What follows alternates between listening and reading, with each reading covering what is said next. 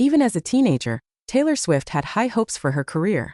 The singer released her first album when she was 16 and built a fan base that has stuck with her into her 30s.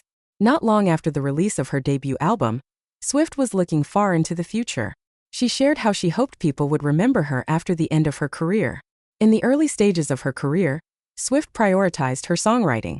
When people look back on my career, I'd love for them to look at what I've done and say, wow, she wrote songs for herself, but she also wrote that hit for someone else and then someone else, she told Inside Vandy in 2007. Taylor Swift wears a sparkly silver dress and accepts an award. Taylor Swift Kevin Mazur /Wire image. She also wanted people to view her as gracious and modest. It wouldn't hurt to sell a lot of records either.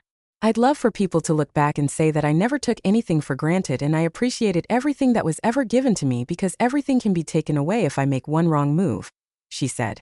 I want people to look back and realize that I was really respectful of the music industry in my career, and that I sold millions and millions of albums. Given the importance Swift placed on her songwriting, it makes sense that she believes her big break has more to do with that than singing. I don't consider my big break to have ever happened as a singer, she said.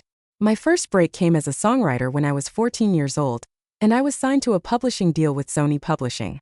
From that point on, I was a paid songwriter.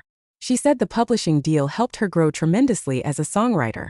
I would go in every day and write songs with some of the best songwriters in town, she said. I met so many people through that and learned so many things, so I really consider that to be my big break. While her career is still going strong, Swift looked back on it with her recent Eras tour.